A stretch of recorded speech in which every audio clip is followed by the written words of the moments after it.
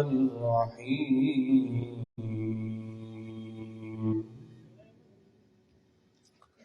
لقد سمع الله قول الذين قالوا إن الله فقير ونحن أغنياء آمنت بالله صدق الله العظيم. قال الله تبارك وتعالى في مقام آخر: إن أكرمكم عند الله أتقاكم. آمنت بالله صدق الله العظيم وصدق رسوله النبي الكريم الأمين، ونحن على ذلك لمن الشاهدين والشاكرين، والحمد لله رب العالمين. الہی تڑپنے دھڑکنے کی توفیق دے، دل مرتضی سوز صدیق دے. صدیق عکس حسن کمال محمد است، فاروق دل جاہو جلال محمد است. عثمان ضیاء شمع خصال محمد است. حیدر باغ بہار خصال محمد است. یا الہی رحم فرما مصطفیٰ کے واسطے. یا الہی رحم فرما مصطفیٰ کے واسطے. کربلائیں رد شہید کربلا کے واسطے. سایہ مصطفیٰ مایہ اصطفیٰ، عز و ناز خلافت بلاکھوں سلام.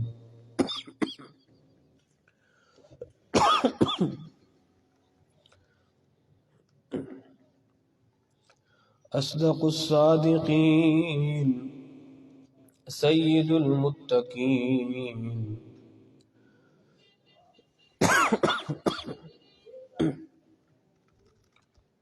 درود پڑھی اللہ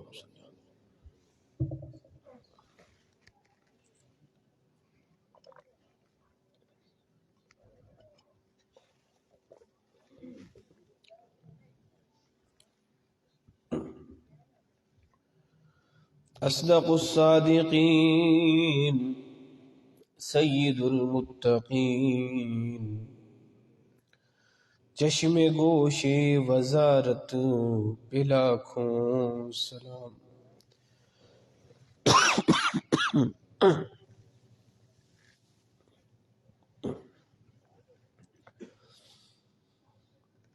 یعنی اس افضل الخلق بعد الرسول من کے بعد پڑھ دو اشعار.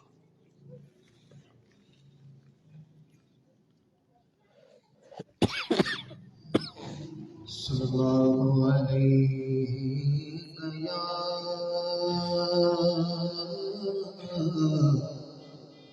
رسول اللہ وسلم علیک یا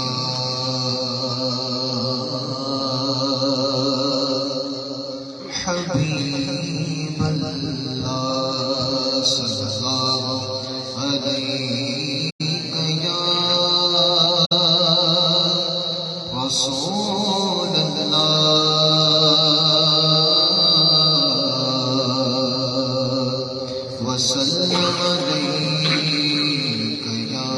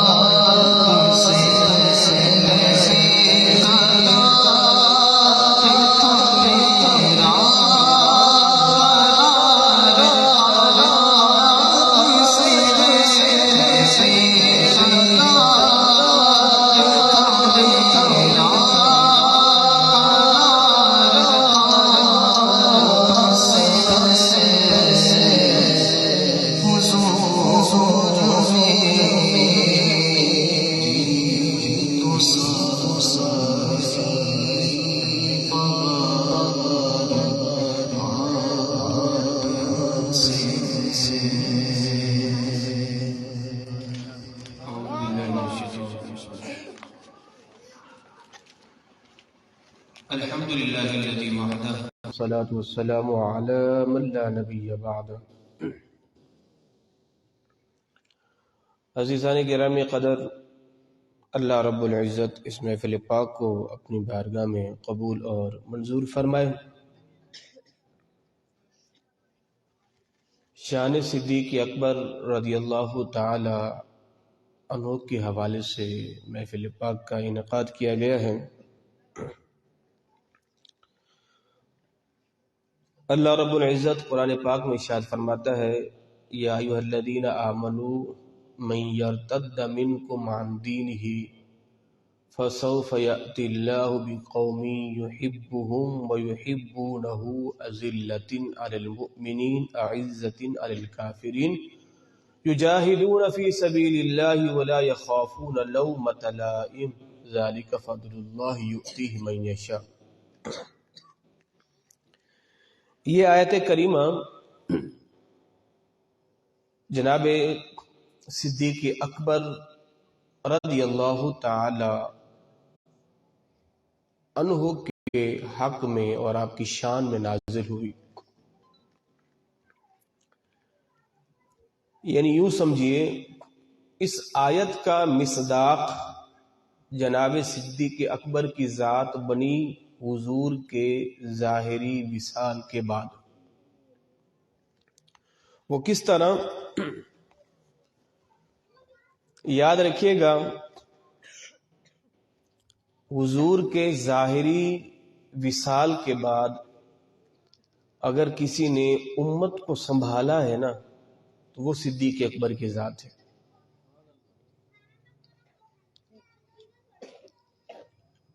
اس امت پر حضور کے احسانات کے بعد اگر کسی کے ہم پر سب سے زیادہ احسان ہیں تو وہ صدیق اکبر کی ذات ہے۔ میرے مدنی آقا نے فرمایا کہ میری امت پر جو سب سے زیادہ مہربان ہے وہ صدیق اکبر کی ذات ہے، وہ صدیق اکبر کی ذات ہے۔ صدیق اکبر رضی اللہ تعالیٰ عنہ کی شان کے کئی پہلو ہیں، مگر صدیق سے بڑھ کر اس کائنات میں کوئی شجاعت مند پیدا نہیں ہوا۔ صدیق سے بڑھ کر اس کائنات میں کوئی سخی پیدا نہیں ہوا۔ صدیق سے بڑھ کر اس کائنات میں امت کا کوئی امین پیدا نہیں ہوا۔ مولا کائنات رضی اللہ تعالی عنہ نے پوچھا نا لوگوں سے، بتاؤ بھائی سب سے بڑا بہادر کون ہے؟ تو سب نے جو ہے وہ یک زبان ہو کے کہا، حضرت آپ اسد اللہ ہیں، حیدر کرار ہیں، شیر خدا ہیں، آپ ہی تو ہیں۔ فرمایا نہیں، فرمایا کہ میں تو اپنی ٹکر کے آدمی سے لڑتا ہوں، اور صدیق اکبر کی ذات تو وہ ہے۔ فرماتے کہ جب احد کے میدان میں حضور کے لیے صاحبان بنایا گیا نا تو صدیق اکبر تنے تنہا حضور کے صاحبان میں کھڑے ہو کر مشرکین سے مقابلہ کرتے تھے۔ تو کہا صدیق سے بڑھ کر کوئی شجاعت مند نہیں۔ جناب عثمان غنی آپ سخاوت کے بادشاہ ہیں، مگر سخاوت کے میدان میں صدیق اکبر ان سے بھی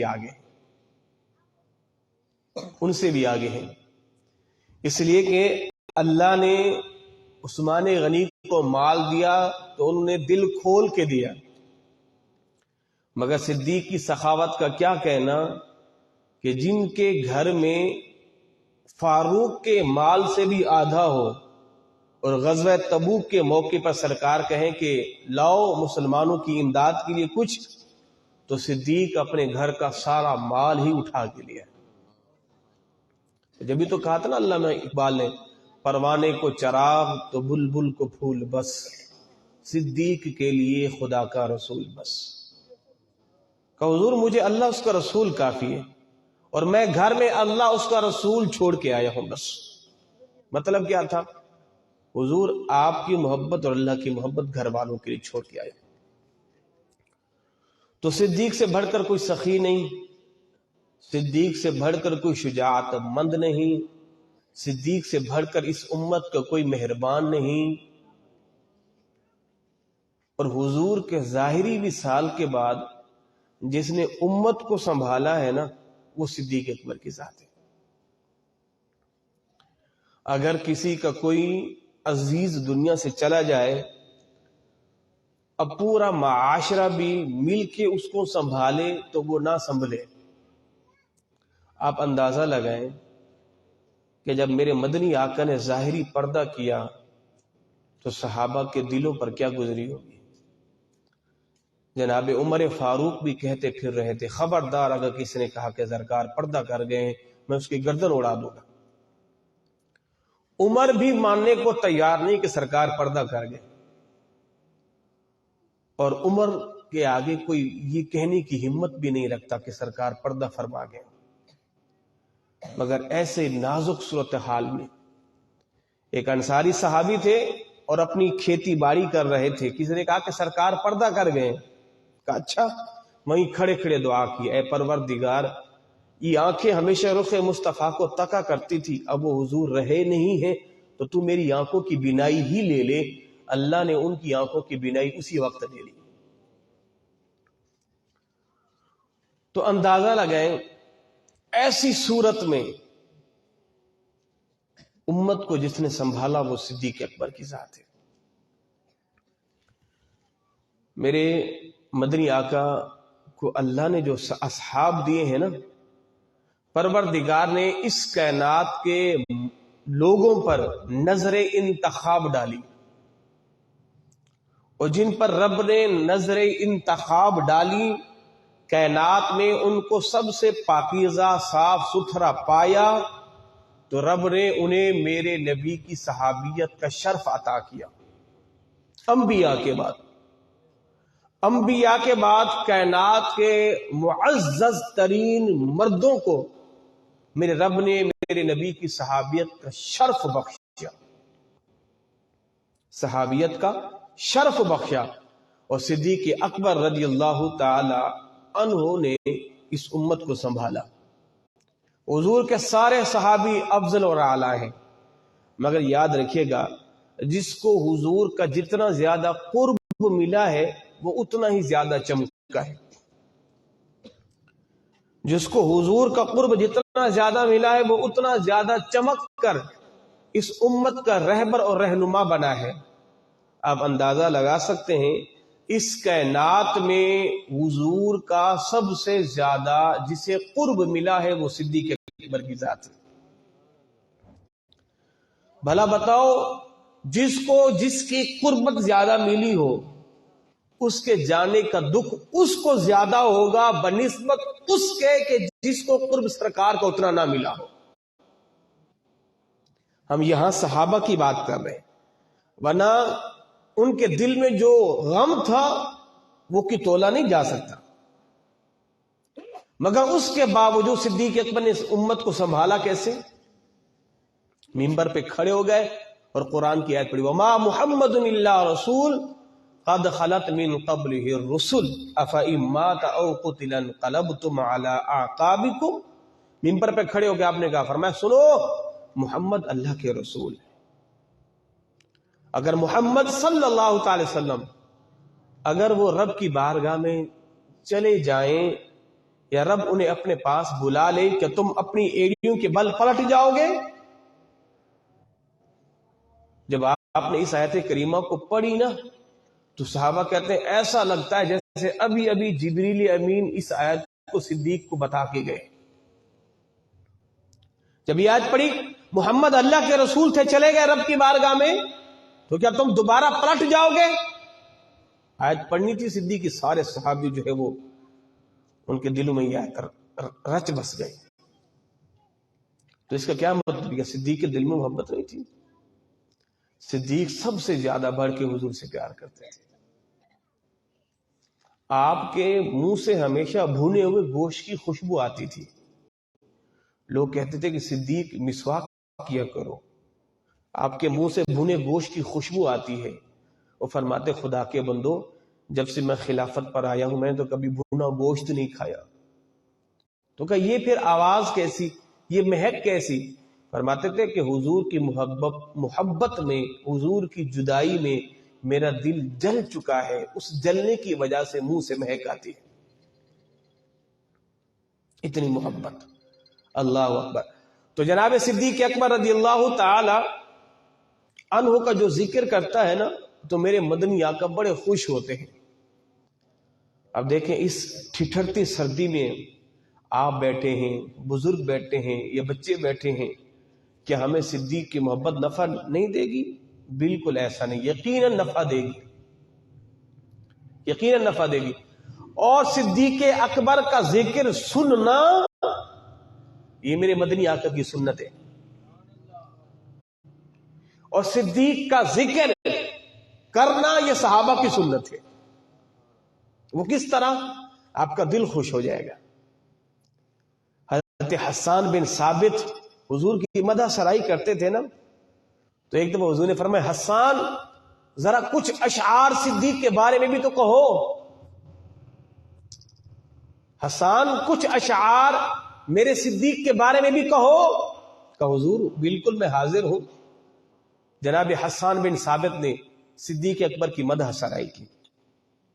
مدح سرائی کیا کرتے ہیں یا رسول اللہ، صدیق اکبر آپ کے بڑے محبت کرنے والے ہیں، اور آپ نے جو ان کو ذمہ داریاں دی ہیں ان ذمہ داریوں کو خوب نبھانے والے ہیں. وہ بڑے متقی پرہیزگار ہیں، بڑے نیک ہیں، بڑے عادل ہیں. حضرت حسان بن ثابت نے ان کو نظم کی صورت میں حضور کو بیان کیا. اللہ اکبر. اب سنیے گا، صحابہ کرام کہتے ہیں سرکار مسکرا دیے. حتی بدت نواجزہ، فرماتے سرکار اتنا مسکرائے حضرت حسان کے منہ سے صدیق کی شان کو سن کر کہ حضور کی داڑیں جو ہے وہ نظر آنے لگ گئے. اور حضور نے کیا فرمایا؟ حضور مسکراتے ہوئے، حسان تم نے جو بھی کہا ہے صحیح کہا ہے، میرا صدیق ایسا ہے، میرا صدیق ایسا ہے، میرا صدیق ایسا ہے. تو گیا کہ جناب صدیق اکبر کی منقبت حسان بن ثابت پڑھ رہے ہیں، اور میرے مدنی آقا سن کر حضور مسکرا رہے ہیں. اور آج ہم اسی سنت کو زندہ کیے ہوئے ہیں. جناب صدیق کے عشاق ان کی منقبتیں پڑھ رہے ہیں اور ہم سن رہے ہیں. تو حضور خوش ہوتے ہیں اگر کوئی صدیق اکبر کی منقبت پڑھے. اور میرے مدنی آقا نے کیا فرمایا؟ فرمایا اے میری امت، تم پر واجب ہے کہ صدیق اکبر کا شکر ادا کیا. صدیق اکبر کا شکر ادا تم پر واجب ہے. جناب علی جل مرتضیٰ فرماتے ہیں میرے مدنی آقا نے فرمایا جناب آدم سے لے کر مجھ تک جتنے بھی لوگ ایمان لائے ان کا ثواب مجھ محمد کو ملے گا، اور میرے بعد سے لے کر آخری امتی تک جتنے لوگ ایمان لائیں گے ان سب کا ثواب اللہ صدیق اکبر کو عطا کرے گا. صدیق اکبر کو عطا کرے گا. صدیق اکبر رضی اللہ تعالی عنہ آپ کیا ہیں؟ حضور کے کتنے پیارے ہیں، حضور کے کتنے محبوب ہیں، حضور کے کتنے محب ہیں، حضور کے کتنے لاڈلے ہیں. اللہ اکبر. جب صحابہ کرام میں کچھ تلخیاں ہوتی تھی نا تو حضور صحابہ پر ناراضی کا اظہار کرتے تھے. اگر صدیق نے تمہیں کچھ کہا بھی ہے تو تم نے پلٹ کے جواب دیا کیوں ہے؟ میری محبت میں چپ رہتے صدیق کو کچھ بھی نہ کہتے.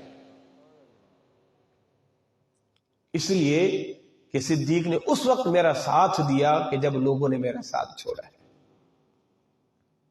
جناب صدیق اکبر رضی اللہ تعالی عنہ آپ فرماتے ہیں کہ آپ کے ایمان لانے کا واقعہ بھی بڑا دلچسپ ہے. فرماتے ہیں کہ حضور کے اعلان نبوت سے پہلے میں نے خواب میں دیکھا کہ 14ویں کا چاند آب و تاب کے ساتھ چمک رہا ہے اور اس کی نور کی کرنیں اہل مکہ کے گھروں میں پڑ رہی ہیں اور وہ 14ویں کا چاند سمٹتا ہوا میری طرف آ رہا ہے. فرماتے ہیں کہ اتنے میں میری آنکھ کھلی اور میں نے اس زمانے کے اہل کتاب کسی عالم سے پوچھا اس کی تعبیر کیا ہے؟ اس پادری نے کہا اے صدیق، اس نبی آخر الزمان کی مبعوث ہونے کا وقت قریب ہے، اور اس نبی کی صحبت تمہیں سب سے زیادہ میسر آئے گی. یہ اس خواب کی تعبیر ہے. وہ جو چاند سمٹ کے تمہاری گود میں آ رہا ہے، اس کی تعبیر یہ کہ تمہیں سب سے زیادہ اس نبی کا قرب ملے گا. جناب صدیق اکبر کہتے ہیں کہ جب مدنی آقا صلی اللہ علیہ وسلم نے اعلان نبوت فرمایا اور فرماتے میں حضور کے پاس گیا، قریب تھا، میں حضور سے وہ معجزہ طلب کرتا، حضور کوئی معجزہ دکھائیے. اللہ اکبر. جناب صدیق اکبر رضی اللہ تعالی عنہ ارشاد فرماتے ایک موقع پر میں نے سرکار سے معجزہ طلب کر بھی لیا. حضور نے فرمایا صدیق، کیا تمہیں وہ خواب کافی نہیں ہے کہ جو تم نے جا کے کسی اہل کتاب کسی پادری سے پوچھا تھا؟ حضور بس وہ کافی ہے. بس وہیں پر جو ہے صدیق اکبر حضور پر ایمان لیا. جب ایمان لائے اور پھر تا دم حیات حضور کے ساتھ سائے کی طرح رہے. جبھی تو میرے امام فرماتے نا، سایہ مصطفیٰ مایہ اختفا عز و ناز خلافت پہ لاکھوں سلام. ساری زندگی کسی غزوے میں پیچھے نہیں رہے، ہر جنگ میں، ہر محاذ میں، سفر میں، حضر میں، ہر جگہ حضور کے ساتھ سائے کی طرح. اگر کوئی ہستی رہی ہے وہ صدیق اکبر کی ذات ہے. اللہ اکبر. جناب صدیق اکبر رضی اللہ تعالیٰ عنہ جب آپ نے اسلام قبول کیا نا، اہل مکہ نے آپ پر ظلم و ستم کے پہاڑ توڑے، آپ کو اذیتیں دیتے اور آپ پر طرح طرح کے جو ہے وہ ظلم و ستم کرتے. صدیق اکبر رضی اللہ تعالیٰ عنہ آپ ان ظلم ان ستم کی کوئی پرواہ نہیں کرتے. اور جب آپ اپنے گھر میں قرآن کی تلاوت کیا کرتے تھے تو مشرکین مکہ کی عورتیں اپنے صدیق اکبر کے گھر کے باہر کھڑی ہو کے قرآن سنا کرتی تھی، اور قریب ہوتا ان عورتوں کے جگر پھٹ جاتے. وہاں کے مشرکین مکہ عورتوں کو بھگا کے گھروں میں لے جاتے، اور آپ اعلانیہ نماز پڑھتے، قرآن کی تلاوت کرتے. اور اہل مکہ نے اتنا ستایا کہ آپ مکہ کو چھوڑ کے حبشہ کی طرف ہجرت کر کے جا رہے تھے. راستے میں ابن دغنا آدمی ملا، کہا کدھر؟ کہا اہل مکہ بڑا ستاتے ہیں. کہا صدیق کیوں چھوڑ کے جا رہے ہو؟ نہیں چھوڑ کے جاؤ، تم جیسے آدمی کو مکہ چھوڑنا زیب نہیں دیتا. تم بڑے نیک آدمی ہو، رحم دل ہو، بیواؤں پر رحم کرتے ہو، یتیم بچوں پہ شفقتیں کرتے ہو، تم چھوڑ کے جاؤ اچھا نہیں لگتا. چلو میں جو ہے تمہارا ذمہ لیتا ہوں، چلو مکہ. صدیق اکبر رضی اللہ تعالیٰ عنہ ابن دغنا نامی شخص لے کے آیا اور کہا سنو اہل مکہ، یہ میری امان میں ہے، صدیق کو کوئی کچھ نہیں کہے گا. اور صدیق اکبر سے کہا دیکھو میں نے تمہاری امان لی ہے، تم جو ہے وہ قرآن نہیں پڑھنا، اپنی عبادت نہیں کرنا. صدیق اکبر نے کہا اگر تو اپنی امان واپس لینا چاہتا ہے لے لے، میں قرآن بھی پڑھوں گا، نماز بھی پڑھوں گا. تو آپ نے پھر پڑھنا شروع کی تو لوگوں نے پھر ستانا شروع کر دیا. ابن دغنا نے اپنی امان واپس لے لی. اللہ اکبر اللہ اکبر. میرے مدنی آقا صلی اللہ علیہ وسلم حضور حتیم کعبہ میں کھڑے ہیں اور تبلیغ کر رہے ہیں اور لوگ آپ کو ستا رہے ہیں. صدیق اکبر آگے آگے اور میں کہ تمہیں شرم نہیں، تمہارے اندر حیا نہیں، جو یہ کہتا ہے کہ میرا رب اللہ ہے تم اس کو مارتے ہو. سارے لوگ میرے مدنی آقا کو چھوڑ کے صدیق اکبر کو مارنا شروع کر دیا. کتنا مارا، یہاں تک کہ کہتے ہیں کہ آپ کی ناک گم ہو گئی، آپ کی ناک جو ہے وہ گم ہو گئی، چہرے کے ساتھ برابر ہو گئی. اتنا اذیت دی، اتنا مارا. اور میں نے اور آج نے تو آپ نے اور میں نے آج تک دین کی خاطر، دین اسلام کی خاطر کبھی ایک تھپڑ بھی نہیں کھائی کسی سے. اور صدیق اکبر آپ کا ناک گم ہو گیا اور قبیلہ بنو تمیم کو پتہ چلا، کہتے ہیں کہ ہم سمجھے کہ شاید صدیق اکبر چل بسے. صدیق اکبر رضی اللہ تعالیٰ عنہ کو اٹھا کے گھر لایا گیا اور آپ کی طبیعت میں کچھ بہتری آئی تو آپ کے سارے قبیلے والے، قبیلہ بنو تمیم والے سارے بیٹھے ہوئے ہیں اور کہ صدیق بتاؤ طبیعت کیسی ہے. اور صدیق اکبر کی زبان پہ پہلا لفظ کیا آتا ہے؟ یہ بتاؤ میرے حضور کیسے ہیں. سارے قبیلے والے اٹھ کے چلے گئے. کہا جس کی وجہ سے تمہارا یہ حال ہوا ہے اب بھی تم اسی کا نام لے رہے ہو. سارے اٹھ کے چلے گئے. صدیق اکبر رضی اللہ تعالی عنہ اپنی والدہ کو کہتے ہیں کہ مجھے حضور کے پاس لے چلو. جناب عمر فاروق رضی اللہ تعالیٰ عنہ کی ہمشیرہ جن کا نام ام جمیل تھا، وہ بھی اسلام لا چکی تھی، ان کا اسلام مخفی تھا، کہ ان کے پاس جا کے حضور کی خبر لے کیا، اور آپ کی والدہ اور جناب ام جمیل صدیق اکبر کو کندھوں کا سہارا دے کے حضور کی بارگاہ میں لایا جاتا ہے، اور میرے مدنی آقا صلی اللہ علیہ وسلم کو جب صدیق اکبر دیکھتے ہیں تو بے ساختہ حضور کے سینے سے چمٹ جاتے ہیں اور آنسوں سے کی لڑی لگ جاتی ہے، حضور روتے ہیں، صدیق اکبر روتے ہیں۔ جب سرکار کو اس حال میں دیکھا، والدہ گھر لے کے آئی، تب آپ نے اپنے منہ میں پانی کے 2 گھونٹ لینے پسند کیے۔ جب تک حضور کا پتہ نہیں چلے گا میں ایک پانی کا گھونٹ بھی نہیں پیوں گا۔ یہ تھی صدیق اکبر کی محبت، یہ محبت تھی۔ ایمان سے بتاؤ، ان محبتوں کو بھلا کوئی تول سکتا ہے؟ ان محبتوں کا کوئی مول لگا سکتا ہے؟ جب بھی تو میرے مصطفیٰ نے فرمایا، صدیق میں نے ہر ایک کے احسان کا بدلہ چکا دیا ہے، مگر تمہارے احسانوں کا بدلہ صرف اللہ ہی چکائے گا۔ تو اس لیے بابا جی فرمایا کرتے تھے، آج بھی اسلام صدیق کا مقروض ہے، آج بھی اسلام صدیق کا مقروض ہے۔ دم اسلام کا بھرتے ہو اور صدیق کو مانتے نہیں ہو تو بدبختو، جس اسلام کی مالا تم جھپتے ہو نا، وہ اسلام تو صدیق کا مقروض ہے، وہ اسلام تو صدیق کا مقروض ہے۔ اللہ اکبر۔ اور پھر میرا رب صدیق کے احسان کا بدلہ کیسے چکائے گا؟ میرے مدنی آقا نے فرمایا، اے صدیق، اللہ تمہیں رضوان عطا کرے، رضوان، رب تمہیں رضوان عطا کرے۔ صدیق اکبر بولے، یا رسول اللہ رضوان کیا چیزیں ہیں؟ حضور نے فرمایا، اے صدیق، رضوان اللہ کی تجلی کو کہتے ہیں۔ پروردگار ساری امت کو اپنا دیدار کرائے گا، اور جب رب تمہیں دیدار کرائے گا تو تم اکیلے ہی ہوگے جو رب کا دیدار کرو گے۔ یہ ہے رب کی طرف سے رضوان۔ رب تمہیں اعزازیہ، تم اکیلے رب کا دیدار کرو گے۔ جب تم رب کا اکیلے دیدار کرو گے، رب وہی تمہارے اسلام پر احسان کا بدلہ چکا دے گا۔ اللہ اکبر۔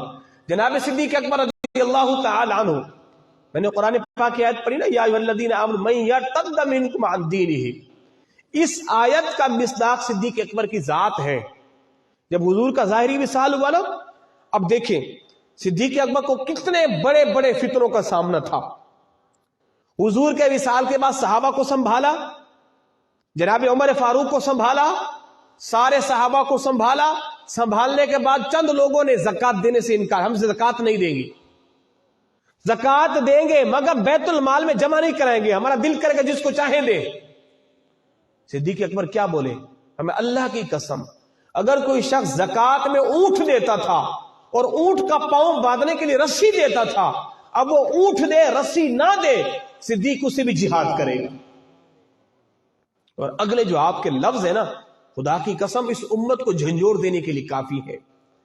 فرمایا کہ صدیق کے ہوتے ہوئے اسلام کے اندر کوئی بگاڑ پیدا کرے، اسلام کے اندر کوئی بدعتیں پیدا کرے، صدیق ہرگز ایسا نہیں ہونے دے گا جب تک صدیق زندہ ہے۔ حج کے موقع پر ایک عورت نے ایک بدعت ایجاد کر لی۔ وہ بدعت کیا تھی؟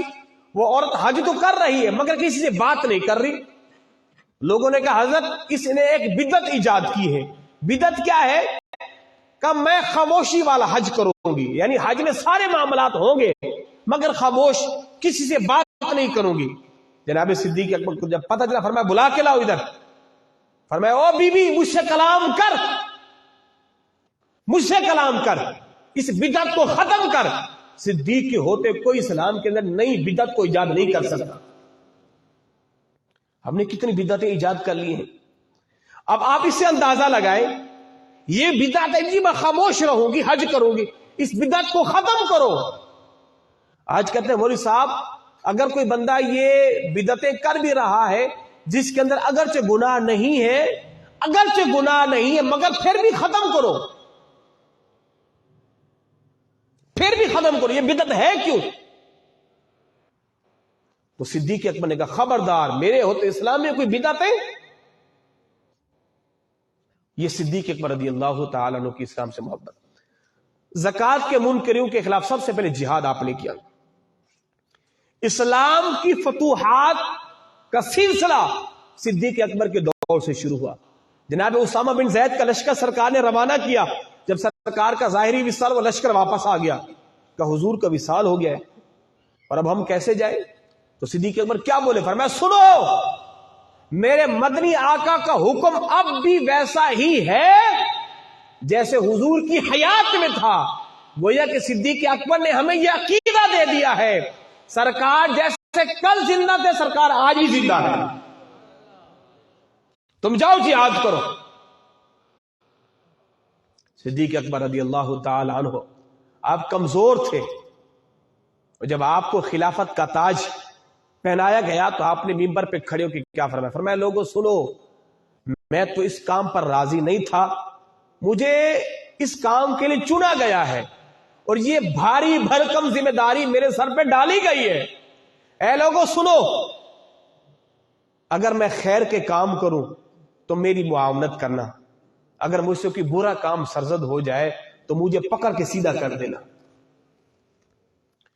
آج بتاؤ کسی حکمران کے اندر یہ ہمت ہے بولنے کی کہ دیکھیں جی جب تک میں دین کے راہ پہ چلوں تو ٹھیک ہے میری اطاعت کرنا، اگر میں تھوڑا سا گڑبڑ کروں پکڑ کے سیدھا کر دینا، سیدھے راہ پہ کھڑا کر دینا؟ کسی میں ہے اتنی ہمت؟ اور صدیق اکبر کیا فرما رہے ہیں؟ لوگوں میری اطاعت کرنا نیکی کے کاموں میں، خیر شر کے کاموں میں نہیں، شر کے کاموں میں میری اطاعت نہیں کرنا۔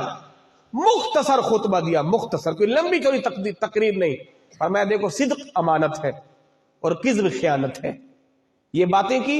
فرمایا کہ میں خیر کے کاموں میں چلوں میری اطاعت کرنا، اگر مجھ سے کوئی برا کام سرزد ہو جائے تو مجھے پکڑ کے سیدھا کر دینا۔ یہ 3 لینوں کا 4 لینوں کا خطبہ تھا، اور آخر میں پتہ کیا فرماتے ہیں؟ چلو اٹھو نماز کا ٹائم ہو گیا، اللہ تم پر رحم فرمائے۔ یہ کائنات کا مختصر ترین خطبہ ہے۔ آج جب لوگ وزارت کا تاج پہنتے تھے جناب علی، وہ تو کئی دنوں تک ان کی شیروانیاں ان کے کوٹ سلتے رہتے ہیں اور ان کی اسپیچ تیار ہوتی ہے، جناب کیا جملے بولنے ہیں۔ اور قربان جاؤں صدیق اکبر پہ، ہے جی کسی فنکشن کا کسی چیز کا ذرہ بھی نہیں ہے۔ آپ آئے منبر پہ کھڑے ہوئے، فرمایا لوگوں اگر میں خیر کے کاموں میں چلوں میری اطاعت کرنا، اگر مجھ سے کوئی برا کام سرزد ہو جائے تو مجھے پکڑ کے سیدھا کر دینا۔ فرمایا کہ صدق امانت ہے، کذب خیانت ہے، یہ چند باتیں فرمائی۔ فرمایا کہ میری نظر میں کمزور وہ ہے کہ جو طاقتور ہو کے غریبوں پہ ظلم کرتا ہے، اور میری نظر میں طاقتور وہ ہے جو کمزور ہے، یہ باتیں۔ اور آخر میں کیا فرمایا؟ چلو اٹھو نماز کا ٹائم ہو گیا ہے، اللہ تم پر رحم فرمائے۔ اللہ اکبر، چلو اٹھو اللہ تم پر رحم فرمائے، نماز کا ٹائم ہو گیا ہے، یہ ہے خطبہ۔ تو گویا کہ حکمران جب نماز کا ٹائم ہو جائے، چلو جی اٹھو اٹھو نماز کا ٹائم ہو گیا ہے، یہ صدیق اکبر کی سنت ہے۔ ایسا تو نہیں کہا جی میں ابھی خلافت کے امور سنبھالنے لگا ہوں جی، کس کو کیا وزارت دینی ہے، کس کو کیا ہوتا، وہ سب بعد میں، چلو اٹھو بھی نماز کا ٹائم ہو گیا ہے۔ آج یہی ہونا چاہیے۔ وہ خدا کے بندے، یہ وزارتیں، یہ سب کچھ کرنے والے بے نمازی رہے تو بھلا بتاؤ یہ کیا لوگوں کے اندر لوگوں کے حقوق کا یہ کیا مداوا کریں گے؟ میرے مطلب آ کر فرمایا کہ بے نمازی سے تو انسان کو بدبو آتی ہے، اب وہ بدبو جو ہے وہ نیک آدمی سونگ سکے گا، بدکار نہیں سونگے گا۔ بے نمازی کا نام جہنم کے دروازے پہ لکھ دیا جاتا ہے، بھلا بے نمازی سے کوئی خیر کا کام ہو سکتا ہے کہ جو رب کا باغی بنا پھر رہا ہے؟ تو آج اٹھ جی نماز کا ٹائم ہو گیا ہے، یہ جناب صدیق اکبر کا خطبہ تھا۔ اور آپ خلافت پر بیٹھنے کے بعد آپ چل دیے جناب کدھر؟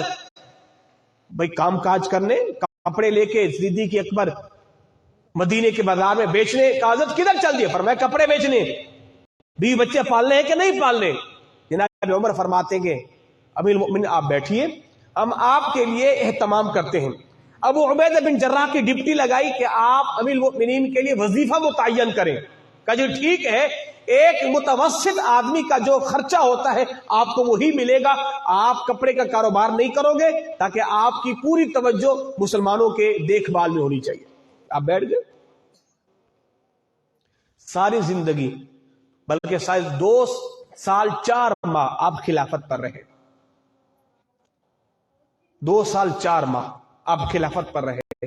آپ کو جو وظیفہ ملتا تھا، 2 چادریں ملی، 1 پیالہ ملا، 1 اونٹنی ملی دودھ والی۔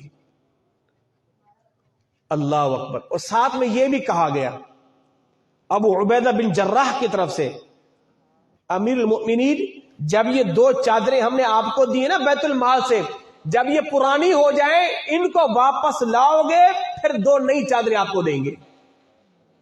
ان کو واپس کرنا ضروری ہے، آپ کسی کو دے نہیں سکتے، یہ بیت المال کا مال ہے۔ ہاں تو جناب علی، اگر کوئی وزیر، مشیر، ایم این اے، ایم پی اے کیا بنے تو پورے ملک کو یوں کھاتے ہیں، یوں لوٹتے ہیں کہ جیسے ان کے آباء و اجداد کا مال ہے، کہ جیسے ان کی اماں دہیج میں لے کے آئی تھی۔ اور کیا کہا، یہ 2 چادریں واپس کرو گے، نئی چادریں لے کے جانا۔ اور قربان جاؤں صدیق اکبر کی ذات پر، جب آپ کا آخری وقت تھا تو بیٹی سے فرمایا، عائشہ وہ جو پیالہ تھا نا جس میں ہم پانی پیتے تھے، بیت المال سے ملا تھا، میرے انتقال کے بعد واپس کر دینا۔ اے عائشہ، میری 2 چادریں ہیں مجھے بیت المال سے ملی، وہ واپس کر دینا، اور میری اونٹنی دودھ جس سے ہم دھوتے تھے وہ بھی واپس کر دینا۔ اور آپ نے یہ بھی وصیت فرمائی کہ آپ نے 2 سال 4 ماہ جتنا وظیفہ لیا تھا نا، تنخواہ لی تھی، سب کا حساب کیا۔ حساب کرنے کے بعد فرمایا کہ میری جائیداد میں سے، میرے مال میں سے، میری تنخواہ جتنی میں نے لی ہے اس سب کا حساب کر کے بتایا، فرمایا کہ میرے مال میں سے ساری تنخواہ واپس کر دینا۔ 2 سال 4 ماہ جتنی تنخواہ آپ نے لی تھی، آپ کے انتقال کے بعد آپ کے مال میں سے اس سے بھی زیادہ بیت المال میں جمع کرا دی گئی کہ یہ وہ تنخواہ تھی جو صدیق اکبر لیا کرتے تھے۔ جتنا لی اس سے ڈبل واپس جمع کرا کے چلے گئے، گویا کہ 1 ٹکا بھی نہیں لیا بیت المال سے۔ جب صدیق جناب عمر فاروق کو پتا چلا نا کہ صدیق نے جو تنخواہ لی اس سے ڈبل واپس بھی کر کے چلے گئے دنیا سے، وہ پیالہ بھی واپس، وہ چادریں بھی واپس، وہ اونٹنی بھی واپس، جناب عمر فاروق کیا کہتے ہیں، اللہ صدیق اکبر پر رحم فرمائے کہ انہوں نے اپنے بعد والوں کو مشقت میں ڈال دیا ہے، بعد والوں کو مشقت میں ڈال دیا ہے۔ یارو، جب اس طرح کے نیک حکمران آتے ہیں نا تو پھر کائنات کے کسی ذرے پر ظلم نہیں ہوتا، کائنات کے کسی ذرے پہ ظلم نہیں ہوتا۔ جب آپ خلیفہ بنے نا تو آپ کی پڑوسن بچیاں تھی، وہ کہنے لگی ہاں اب تو آپ خلیفہ بن گئے ہیں، پہلے تو آپ ہمیں بکریوں کا دودھ دھو کے دیتے تھے، اب تو آپ دھو کے دو گے نہیں۔ ہمیں کہ بیٹیا سنو، اے بچیوں سنو، میں خلیفہ بنا ہوں، میرا خلیفہ بننا تمہارے کام کو عار نہیں سمجھے گا، جیسے پہلے میں تمہیں بکریوں کا دودھ دھو کے دیا کرتا تھا میں اب بھی دھو کے دیا کروں گا۔ خلیفہ ہے اور شام کو بکریوں کا دودھ دھو کے مدینے کی بچیوں کو دے رہے۔ بھلا بتاؤ، آج کسی عہدے پہ چلا جائے، وہ تو جناب عالی، وہ تو گاڑی کا گیٹ کھولنا بھی اپنے لیے عار سمجھتا ہے۔ جناب میں گاڑی کا گیٹ کھولوں، اور جناب علی وہ تو پانی کا گلاس اٹھانا بھی اپنے لیے شرمندگی سمجھتے ہیں۔ پانی کا پیالہ دینے کے لیے نوکر الگ، چائے پلانے والا نوکر الگ، چپل پالش کرنے والا نوکر الگ، گھر کا سودا لانے والا نوکر الگ۔ یہ تو ملک کو ایسے لوٹے جا رہے ہیں، ایسے لوٹے جا رہے ہیں جس طرح دیمک جو ہے وہ لکڑی کو چاٹ کھاتی ہے، کھا جاتی ہے۔ آج کے ہمارے حکمران ملک کو ایسا لوٹے جا رہے ہیں، ایسا برباد کر دیا ہے، رب کعبہ کی قسم اگر یہ ملک 70 سال پہلے جس طرح تھا اسی نگر پہ چلتا، اسی طرح کے قائد اعظم جیسے اور لیاقت علی خان جیسے نیک حکمران آتے، رب کعبہ کی قسم آج پوری دنیا میں معیشت کے لحاظ سے سب سے اوپر ٹاپ پر پاکستان نظر آتا۔ پاکستان نظر آتا. اللہ کی پناہ ہم نے ان اپنے اسلاف کی زندگی کو پڑھا ہی نہیں ہے. صدیق اکبر رضی اللہ تعالیٰ کی زندگی کو پڑھا ہی نہیں ہے, ان کے اسوے کو ہم نے پڑھا ہی نہیں ہے. صدیق اکبر رضی اللہ تعالیٰ عنہ, آپ کا خوف خدا دیکھیں, بات ختم کرنے لگا ہوں, وقت کافی ہو گیا ہے. آپ کا خوف خدا دیکھیں. آپ گھر سے باہر نکلتے ہیں اور ایک چڑیا کو دیکھتے ہیں, وہ درخت پہ بیٹھی ہوئی چہچہا رہی ہے, اور من ہی من میں کہتے ہیں کاش میں بھی ایک چڑیا ہوتی, اس لیے کہ ان پرندوں سے حساب ہونا نہیں ہے, اللہ صدیق سے بھی کوئی حساب نہیں کرتا. کبھی فرماتے کاش صدیق اکبر گھاس ہوتا, گھاس کا تنکا ہوتا, وہ خشک ہو جاتا, وہ جلا دیا جاتا, اس لیے کہ ان گھاس کے تنکوں سے کوئی حساب تو ہونا نہیں ہے, پھنسے تو ہم ہیں, رب ہم سے حساب لے گا. یہ آپ کا خوف خدا ہے کہ میرے مدنی آقا نے فرمایا ابو بکر فی الجنہ, جسے میرے مدنی آقا جنت کی خوشخبری دے کے جا رہے ہیں, یہ ان کے خوف خدا کا عالم ہے, یہ ان کے خوف خدا کا عالم ہے. یہ ہے وہ عظیم ہستیاں. میرے مدنی آقا صلی اللہ علیہ وسلم کی پیارے صحابی جناب علی المرتضی رضی اللہ تعالی عنہ ارشاد فرماتے ہیں, ہم حضور کے بعد اس کائنات میں جسے سب سے افضل اور اعلیٰ جانتے ہیں وہ ابو بکر اور عمر کی ذات ہے. اور آپ نے فرمایا سنو, جس نے کہا علی ابو بکر سے افضل ہے میں اسے 80 کوڑے ماروں گا. اور فرمایا سنو کہ جس کے دل میں علی کی محبت ہو اور ابو بکر و عمر کا بغض ہو وہ کبھی جنت میں نہیں جائے گا. جس دل میں علی کی محبت اور ابو بکر و عمر کا بغض, وہ دل جہنم کا گھڑا ہے. آپ فرماتے ہیں کسی دل میں علی کی محبت ابو بکر و عمر کی بغض جمع نہیں ہو سکتا, کسی دل میں ابو بکر و عمر کی محبت اور علی سے دشمنی بھی جمع نہیں ہو سکتی. دل وہی پاک ہے جس میں علی کی بھی محبت ہے, ابو بکر و عمر کی بھی محبت ہے. تو جو علی کو صدیق سے افضل جانے وہ بدعتی ہے, وہ رافضی ہے, وہ لانتی ہے, وہ مسلک اہل سنت سے خارج ہے. اس کا مسلک اہل سنت سے کوئی تعلق نہیں ہے کہ جو علی کو صدیق سے افضل جانے. یہ اہل سنت کا مسلمہ عقیدہ ہے. محمد بن حنفیہ علی المرتضی کے بیٹے جناب علی کے پاس آتے ہیں, فرماتے بابا جان بتاؤ حضور کے بعد سب سے افضل کون ہے؟ صدیق اکبر بولتے, جناب علی المرتضی بولتے ہیں کہ حضور کے بعد سب سے افضل صدیق اکبر کی ذات ہے. پھر فرماتے ثم من, پھر ان کے بعد کون ہے؟ محمد بن حنفیہ کہتے ہیں کہ شاید اب میرے بابا جان اپنا نام لیں گے, کہیں گے انا, میں ہوں. جناب علی مرتضی فرماتے ہیں ثم عمر, ابو بکر کے بعد افضل جناب عمر کی ذات ہے. اب ان کو کہنا چاہیے تھا ثم من, پھر کون؟ کہا اگر میں کہوں ثم من پھر, تو ہو سکتا ہے کہیں گے عثمان غنی کی ذات. تو پھر کہا ہاں عمر کے بعد تو پھر آپ کا ہی نمبر ہے. فرمایا کہ میں تو ایک ادنا سا مسلمان ہوں, میں ایک ادنا سا مسلمان ہوں. تو گویا کہ علی المرتضی کا یہ فیصلہ ہے کہ جو صدیق سے افضل علی کو جانے وہ کمینہ جھوٹا ہے, اس کو جھوٹ کی سزا دو, اس کو بہتان کی سزا دو, اس خبیث کو 80 کوڑے مارو جو یہ کہے کہ علی صدیق سے افضل ہے. جناب علی کیوں کہتے تھے صدیق افضل ہے؟ اس لیے اللہ اکبر, جناب عبداللہ بن عباس رضی اللہ تعالی عنہ ارشاد فرماتے ہیں میں حضور کے پاس کھڑا تھا, جناب علی المرتضی بھی کھڑے تھے, اتنے میں صدیق اکبر آئے, میرے مدنی آقا آگے بڑھے, صدیق کے ہاتھوں کے ساتھ سرکار نے پکڑ کے گرم جوشی کے ساتھ ان کا مصافحہ کیا, صدیق اکبر کو گلے لگایا, صدیق اکبر کے رخساروں کو میرے مدنی آقا نے چوما, اور چومنے کے بعد صدیق کا ہاتھ پکڑا.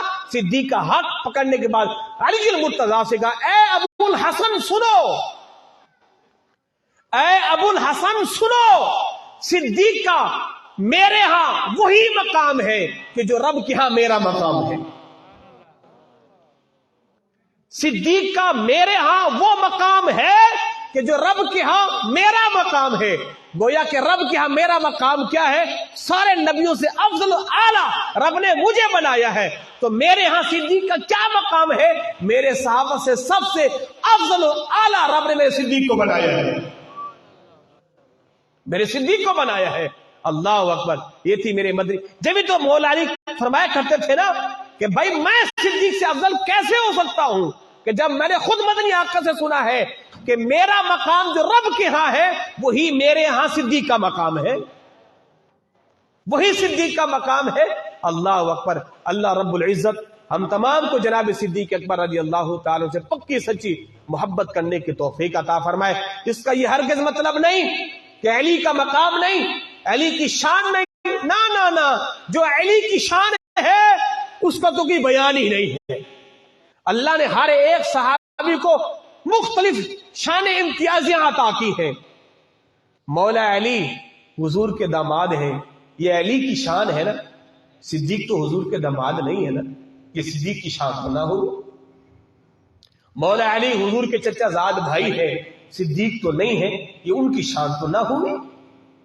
اللہ نے ہر ایک کو مختلف شانیں عطا کی ہے۔ ایک رافضی جو ہے وہ کسی عالم دین کے پاس آیا کہ جناب یہ بتاؤ اما عائشہ افضل ہے یا بی بی فاطمہ افضل ہے؟ اگر مولوی کہتا اما عائشہ افضل ہے تو وہ رافضی کہتا اچھا حضور کی بیوی افضل ہے، حضور کی بیٹی فاطمہ افضل نہیں ہے۔ اگر وہ مولوی کہتا کہ بی بی فاطمہ افضل ہے تو وہ کہتا اچھا علی کی بیوی افضل ہے، نبی کی بیوی افضل نہیں ہے۔ وہ رافضی مولوی کو پھنسانے کے لیے آیا تو اس عالم دین نے کتنا خوبصورت جواب دیا، پر میں سن و بدبخت، تو شاید یہ جواب لینا چاہ رہا ہے کہ میرا جھکاؤ کسی ایک ہی طرف ہوگا اور تو مجھ پر فتووں کی جو ہے وہ بارش کرے گا۔ سن، اس کا جواب یہ ہے، اگر بات ہو بیوی کے لحاظ سے، اگر بات ہو بیوی کے لحاظ سے تو پھر سن، علی کی بیوی فاطمہ ہے اور نبی کی بیوی عائشہ ہے۔ اگر اس حساب سے دیکھا جائے کہ بیوی کس کی افضل ہے تو پھر سن، بیوی نبی کی افضل ہے۔ اگر بات بیٹی کی ہو، ایک طرف بیٹی صدیق کی ہے اور ایک طرف بیٹی نبی کی ہے تو پھر سن، نبی کی بیٹی صدیق کی بیٹی سے افضل ہے۔ صدیق کی بیٹی سے نبی کی بیٹی افضل ہے۔ جب اس عالم دین نے یوں درمیانہ جواب دیا تو وہ منہ کے اندر جو ہے وہ پورے چباتا ہوا چلا گیا۔ اور یہی مسلک اور یہی مشن جو ہے ہمیں ہمارے اکابرین نے دیا ہے۔ اسے میرے اعلیٰ حضرت فرماتے ہیں کہ اہل سنت کا ہے بیڑا پار، اصحاب حضور نجم ہے اور نو ہے عطرت رسول اللہ کی۔ ہم حضور کے صحابہ کو ستارہ مانتے ہیں اور حضور کی آل کو سفینہ نوح مانتے ہیں۔ اگر منزل تک جانا ہے کشتی میں بیٹھنا پڑے گا اور پتہ ستاروں سے پوچھنا پڑے گا۔ کشتی اہل بیت ہے، ستارے حضور کے صحابہ ہیں، ہمیں دونوں کا ساتھ لینا ہوگا، دونوں کا دامن تھامنا ہوگا، ہم منزل پہ پہنچ جائیں گے۔ اللہ میرا اور آپ تمام کا حاضر ناصر ہو۔ وما علیہ الا البلاغ المبین۔